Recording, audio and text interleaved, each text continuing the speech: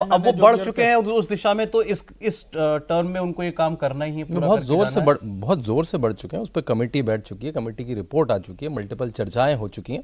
देखिए, जैसा अभी प्रदीप जी ने कहा कि उन्होंने बहुत सारी लेगेसी चीज़ें करी भी हैं 10 साल में, चाहे वो जीएसटी हो चाहे 370 हो, उस पर पुस्तकें लिखी जा रही हैं, उस पर पीएचडी हो रही है। जो मुझे लगता है दो चीज़ें, एक जिस पे लोग सड़कों पर आएंगे वो जिस दिन वक्फ का बिल पास होगा, मेरे ख्याल से सीए जैसे आंदोलन मुझे लगता है देखने को मिलेंगे, पहली बात। और फिर अभी जो हिंदू संतों ने उसके एक तरह से अपोजिशन में या फिर उसके काउंटर में सनातन बोर्ड की बात शुरू कर दी, और मुझे लगता है इस बार कुंभ में आपको सबसे ज़्यादा पॉलिटिकल स्पीचेस संतों के मुंह से सुनाई देंगी।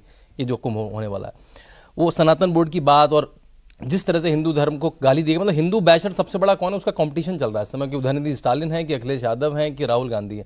तो उसके अगेंस्ट में अभी संत दिखेंगे, तो वहां से भी एक प्रेशर आएगा, क्योंकि एक तबका है जो एक तरह से मैं हाइपर हिंदू अगर मैं कह सकूँ, कहता है कि भाई मुझे आज प्लेसेस ऑफ वर्शिप हटा के दो, मुझे पूरा करिकुलम हटा के दो, मुझे बीएचयू में ये रेफरेंस की किताब पढ़ानी नहीं है। वो मोदी को गाली दे रहा है पिछले 10 साल से कि मोदी ने वक्फ पास कराना भी इतना आसान नहीं। पास कराने के बाद जो सड़कों पे होगा उसको मैनेज करना, और जैसा आनंद जी ने कहा कि वन नेशन वन इलेक्शन का फंडामेंटली सबसे सुंदर चीज होगी, जिसको हम बचपन से कहते हैं। हम लोग क्या कहते हैं, अरे यार तो इलेक्शन नहीं उतारा था भारत में, तो हम लोग कहते रहते हैं, लेकिन उसका किसी ने सोल्यूशन तो सोचा नहीं। हम लोग कहते हैं अभी तो ये इलेक्शन आ गया, अभी तो वो इलेक्शन आ गया, प्रधानमंत्री इलेक्शन मोड में रहते हैं, उसको सॉल्व कैसे करें, क्योंकि उसमें कोई सरकार छोटी करनी पड़ेगी, कोई सरकार बड़ी करनी पड़ेगी, मानेगा कोई है नहीं। महाराष्ट्र खत्म हुआ, दिल्ली शुरू, महाराष्ट्र खत्म हुआ, दिल्ली शुरू हुआ, दिल्ली खत्म होगा, बिहार शुरू हो जाएगा, बिहार खत्म होगा, तमिलनाडु। इसमें ऐसे चैलेंजेस छुपे हुए हैं जो अब जिसको डील करते हुए हमने किसी को नहीं देखा। और जैसे वो अंग्रेजी में कहावत है, किकिंग द कैन, हर आदमी में उसको टालता गया। भाई डिलिमिटेशन तो बहुत पहले हो जानी थी ना सर, जीएसटी 2026 तक की रोक लगाए रखी ना। नहीं, 1971 में ये फ्रीज किया गया था, वही कह रहा हूं। इस आधार पर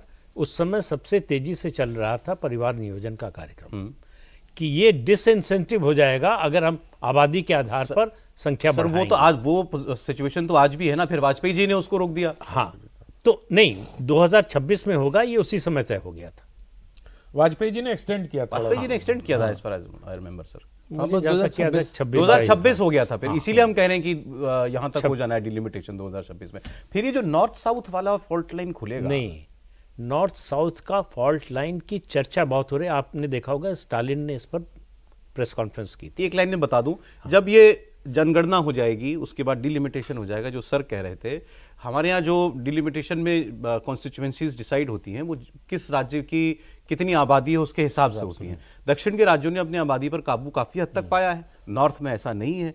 तो झगड़ा ये है कि आप डिलिमिटेशन में आप उत्तर भारत की सीटें बढ़ा देंगे लोकसभा में और दक्षिण भारत की कम हो जाएंगी। तो वो जो, तो उसके लिए जो सरकार ने उस समय जवाब दिया था वो ये कि सीटें तो बढ़ेंगी, इसमें तो कोई शक नहीं है, आबादी के हिसाब से ही बढ़ेंगी, लेकिन अभी जो प्रोपोर्शन है वो बना रहेगा, रेशो यही रहेगा। मतलब आज तमिलनाडु में पौंडीचेरी को मिला लें तो 40 लोकसभा सीटें हैं, उत्तर प्रदेश में 80 हैं, तो तमिलनाडु का दुगनी सीटें हैं, 1:2 का रेशो ही रहेगा, यही रेशो रहेगा।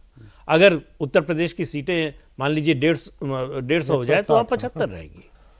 तो इस पर जो है विरोध का मौका चला जाएगा दक्षिणी राज्यों के साथ। उसके अलावा उनको ये भी डर है कि इसकी वजह से जो सेंट्रल फंड का एलोकेशन है उस पर भी असर पड़ेगा, उसके बारे में भी सरकार को समझा। ये जीएसटी जैसा मामला है, जीएसटी में भी कंसर्न बहुत थे राज्यों के, बीजेपी शासित राज्यों का विरोध था, मोदी मुख्यमंत्री थे गुजरात के, उन्होंने विरोध किया था, लेकिन इसकी बात सब लोग करते हैं, क्यों किया था इसकी बात कोई नहीं करता है। सेंट्रल जीएसटी मनमोहन सिंह की सरकार ने हटा दिया, कहा कि 3 साल कंपनसेशन देंगे, वादा किया राज्यों से, 1 साल कंपनसेशन दिया, उसके बाद बंद कर दिया।